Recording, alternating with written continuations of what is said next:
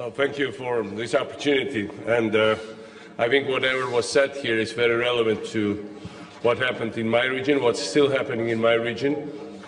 We are all interconnected. Of course, we can compare these sudden upheavals of 2011 and ongoing protests in the region to what the economist Nassim Nicholas Taleb has called black swans, improbable, unpredicted, high-impact events which amaze the analyst community when they appear, yet in retrospect seem obvious and inevitable to everybody. I think they take us by force, and the economy, after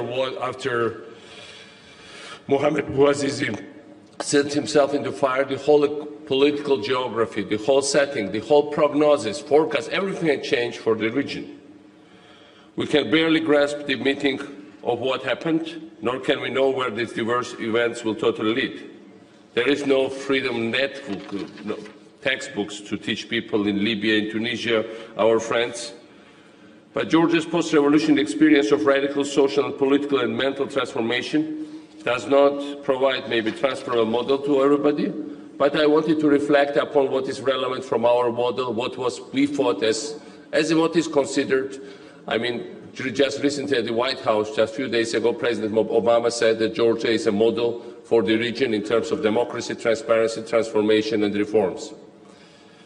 I think what he was referring to, there are several things which we learned also in our friends that you are experiencing in your countries.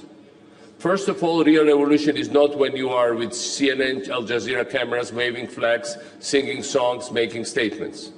The real revolution starts when those cameras leave, and it's a routine work. Second, only the whole of government and whole of society approach to reform can bring tangible, enduring results. The reforms of judiciary, police, tax, collection, customs, political class, electoral code, educational system should not be implemented individually or one by one. They are part of one project. There is no separate approach. And you know, sometimes, of course, democracy strengthens identity. And of course, there is a temptation to say, well, that's our identity, we cannot move away from there. But exactly, the process of transformation is also changing the perception of your identity, bringing in mental revolution. Without that, there can be no real progress forward. When you attack interest groups, and it's inevitably attacking interest groups, they bite back, it can be painful. We had our share of demonstrations. I had to resign in 2007 because I thought I put the reform agenda against the referendum through new presidential elections. And it's very important to forget, never to forget, the fight is never finished. We could have rested. Georgia has moved tremendously. World Bank ratings, Transparency International ratings, all kinds of ratings in terms of population perceptions. And we could have said, okay, it's nothing, everything is over. Reforms should never stop. Governing is a process of constant learning, questioning, adaptation, and change. That's what every authoritarian regime fails to understand. But now it comes to the point why I also wanted to speak. Revolutions are fought and won by the citizens of the countries in which they occur. But the response of the international community matters. I mean, whatever you have to say matters, especially to these young people we are referring to that are in the streets. Both in order to support democratic movements and to deter those who are against those movements. See, from our part of the world, also internationally, two radically different attitudes emerged, embodied by two specific regional powers. On the one hand, the Russian Federation reacted with panic and outrage to free the movements in the Middle East and tries everything it can to prevent any international support to this uprising anywhere. I was not surprised by their vote at the UN. I've been seeing all their statements about what happened in Libya, in Tunisia, in Egypt. It's a very logical follow-up what happened. On the other hand, Turkey, represented here by my dear friend David Oglu, asserts itself a role model for the post-revolutionary countries and an active supporter of change.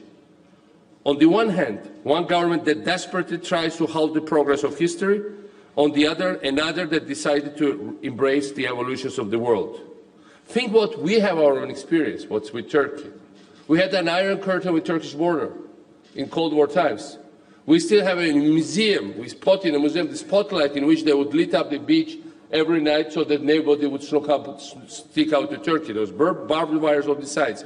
Southern part of Georgia's Black Sea coast. It has been removed, and now we enjoy with Turkey not only open borders, but visa-free travel, passport-free travel, so our citizens can go through each other with any ID, and actually don't even have to take it out of the pocket. It's electronically registered by the chips. We have a joint airport on the border. We have a free trade regime. We have a joint project, joint dams on the border, hydropower and the others. And by the way, 100 kilometers north to that place, we have a new Iron Curtain, several layers of barbed wire.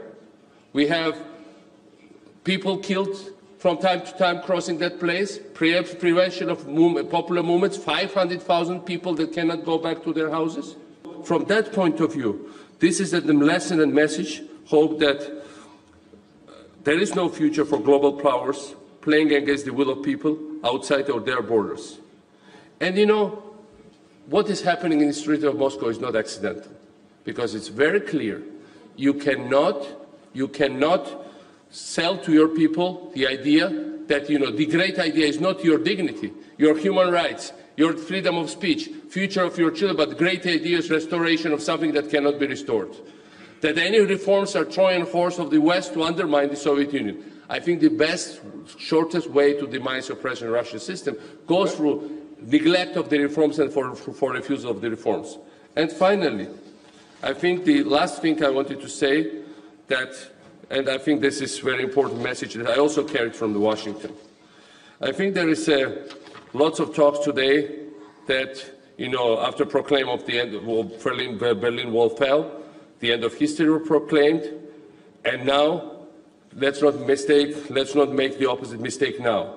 Let's not give to the prophets of the great decline the clash of civilization or any form of cultural relativism. The fact that our support for these people matters, that your support matters, that the ideas are on the march is here. Any talk of decline of our values is proven to be exactly the opposite every day in all those countries we are talking about. It has been proven wrong in my country. It's being proven wrong in Moscow or St. Petersburg.